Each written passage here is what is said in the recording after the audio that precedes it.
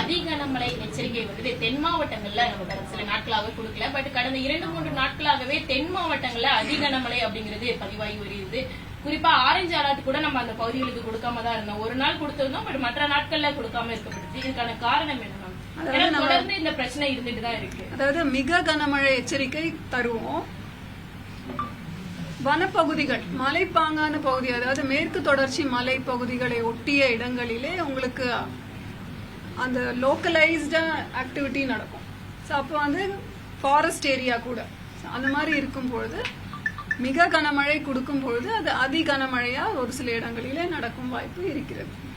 நமக்கு அந்தமான்ல வரக்கூடிய அந்த சுழற்சி புயலா மாறுமா, இல்ல நமக்கு இந்த குமரி கடல்ல இருக்கக்கூடிய அந்த சலனம் வந்து புயலா மாறுமா? ரெண்டுமே சைமல்டேனியஸா வந்துட்டு இருக்கு. சோ அதனால நீங்க ரெண்டுத்தோட அப்டேட்டையும் ஐஎம்டி கொடுத்துட்டு இருக்காங்க. ஆமா. சோ எது நமக்கு சென்னியாரா மாறும்?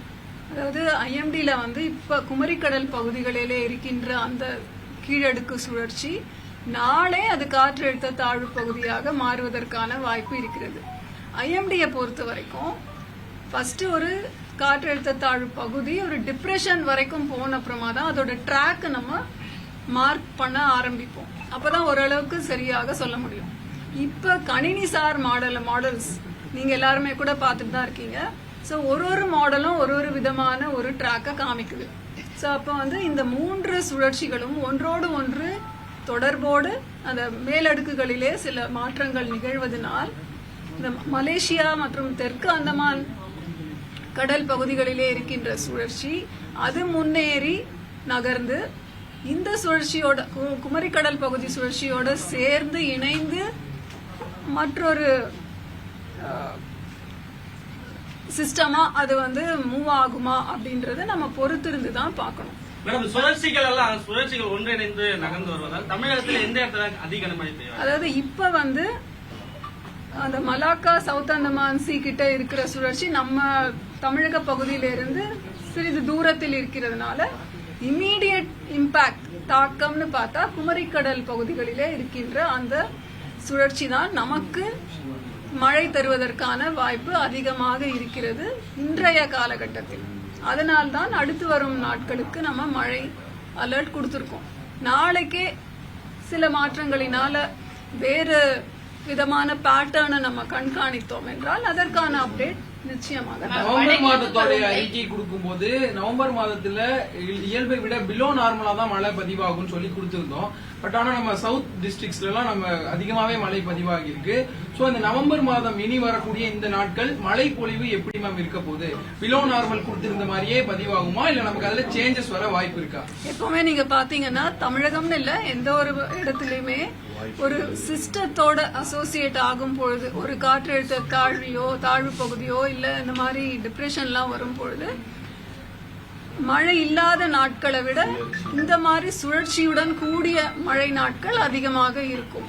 ஸோ அந்த மாதிரி இருக்கும்போது இப்ப சடனா ஒரு ஸ்பைக் நமக்கு அடுத்த சில நாட்கள்ல மழை அளவு அதிகமாக எதிர்பார்க்கும் சாத்தியக்கூறுகள் உண்டு.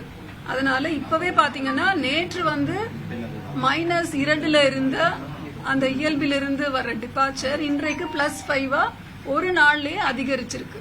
ஸோ அடுத்து வரும் சில நாட்கள் நம்ம மழை எதிர்பார்ப்பதனால் நவம்பர் வந்து நார்மல் ஆக்டிவிட்டி ஆஃப் ரெயின்ஃபால் தான் நாம எதிர்பார்க்கிறோம். டிசம்பர் மாதம் எப்பயுமே சென்னைக்கு வந்து மழைப்பொழிவு வந்து இயல்பை விட அதிகமாகவே கடந்த காலங்களில் பதிவாயிட்டு இருந்திருக்கு. நவம்பர்ல சொன்ன மாதிரி குறைவா இப்போ வரைக்கும் குறைவா சென்னைக்கு பதிவாயிருக்கு.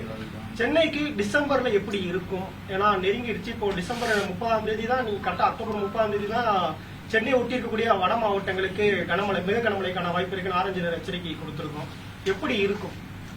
அதாவது நம்ம வந்து லாங் ரேஞ்ச் போர்காஸ்ட் ஃபார் வடகிழக்கு பருவமழை ஒரு மாதத்தின் இறுதியில அடுத்த மாதத்திற்கான போர்காஸ்ட் தருகிறோம். இப்ப நவம்பர் மாதத்துக்கு அக்டோபர் 31 அன்னைக்கு தந்தோம். அதே மாதிரி டிசம்பர் மாதத்தில் தமிழகத்திற்கு எப்படி மழை இருக்கும் என்று நவம்பர் 30ஆம் தேதி ஒரு அறிக்கை விடப்படும். அப்பொழுது நமக்கு ஓரளவுக்கு எந்த மாதிரி ஒரு பேட்டர்ன் ஆஃப் ரெயின்ஃபால் இருக்கும் அப்படின்றது தெரிய வரும். இந்த வருடம் வெப்பச்சலன மழை வந்து கொஞ்சம் அதிகமா இருந்தது. அதனால வடகிழக்கு பருவமழை கணிப்பதில் சிக்கல்கள் இருக்கா? எப்பவுமே வந்து வெப்பசலனம் கன்வெக்டிவ் ஆக்டிவிட்டியோட சேர்ந்த இடி மின்னலுடன் கூடிய மழை பொழிவு இருக்கும். ஒரு மாதத்திற்குமே ஒரு ஃப்ரீக்வன்சி நம்பர் ஆஃப் தண்டர்ஸ்டார்ம் டேஸ் அப்படின்னு நம்ம காலநிலை படி கிளைமேட்டாலஜிக்கல் நார்மல்ஸ் படி நம்ம பார்த்தோம்னா நவம்பர்ல ஒரு 12 நாட்கள் வந்து மழை நாட்கள் அப்படின்னா அதுல தண்டர்ஸ்டார்ம் அசோசியேட்டட் ரெயின்ஃபால் இருக்கும். அது இந்த வருடம் தான் அதிகம் அல்லது குறைவுன்னு சொல்ல முடியாது. அடுத்த 48 மணி நேரத்தில் அது புயலா மாறக்கூடும் அப்படின்னு சொல்லியிருக்காங்க. எது புயலா மாறக்கூடும்? வங்கக்கடல்ல நிலை கொண்டிருக்காங்க அந்தமான் பகுதியில் அது வந்து காற்றழுத்த தாழ்வு மண்டலமாக மாறுவதற்கான வாய்ப்பு இருக்கிறது.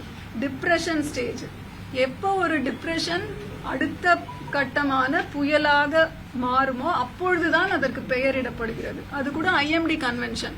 ஆனா லிஸ்ட் வந்து நமக்கு வெப்சைட்ல இருக்கிறதுனால மக்களுக்கு அதை பற்றிய விழிப்புணர்வு அதிகமானதுனால அடுத்து வர்ற புயலோட பேர் என்ன அப்படின்னு நம்ம தெரிஞ்சுக்கிட்டு அதை பத்தி சொல்லிடுறோம். மேடம், அந்தமான் பகுதியில் புயலா மாறதுக்கான வாய்ப்புகள் அதுதான் இப்ப சொன்னது. இன்றைய தேதிக்கு அது காற்றழுத்த தாழ்வு மண்டலமாக மாறும் வாய்ப்பு இருக்குன்னு சொன்னோம்.